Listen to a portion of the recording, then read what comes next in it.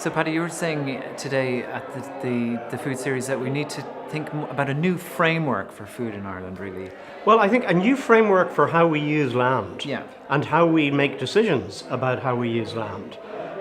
So that at the moment we tend to look at a piece of land and suppose it's a forest, we only see one resource, timber. Or suppose it's a field in Meath and we only see one resource, dairy. Yeah. But actually, so we use the metaphor, if you like, of natural capital to try and describe the kind of range of values that there is within that piece of land.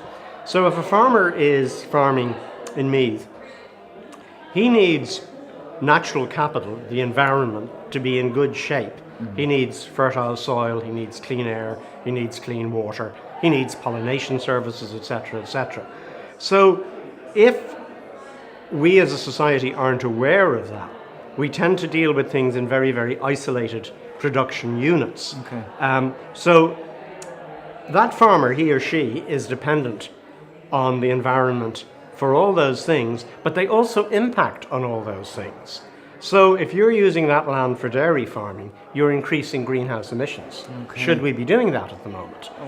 You're also having an impact on the overnourishment through the use of fertilizers of our water systems, and that's affecting everyone. So these are decisions I think we need to be thinking about in a much more joined up way. Yeah. And I think the idea of understanding that nature is a form of capital, just as we have financial capital, or we talk about social capital in terms of the skills we have in our society. Natural capital is talking about the range of wealth, if you like, that we have, and that we need to keep in good shape if we're to live off the interest. Yeah. That's where kind of the financial metaphor kicks through. If you spend your capital, you very rapidly have nothing left in the cupboard. Okay. And that is the problem, that we are spending down. If you look at our bogs, for example, which are very useful for sequestering carbon, which goes in the opposite direction to climate change, and yet we are destroying the last of our bogs. I mean, that seems crazy. We should be restoring them. Yeah, okay, so you've got to rethink this whole paradigm. I think we do. I think we need to become, and this is not a bad thing or a negative thing, and it's not putting anybody down.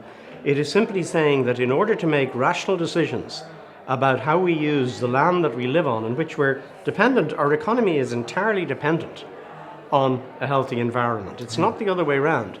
So we have got to be aware of the whole range of values in any piece of land before we decide how best to use it. Yeah, so then the follow-on question for that is, how do you make people aware, and how do you make that part of the culture? Well, I think we do that, first of all. One of the things on the Irish Forum for Natural Capital, what we're doing is we're actually encouraging state agencies like the National Parks and Wildlife Service, the Environmental Protection Agency, Teagasc as well, and we've invited the Irish Farmers Association to join us, in attempting to do a kind of new form of accounting for all of the assets of the nation.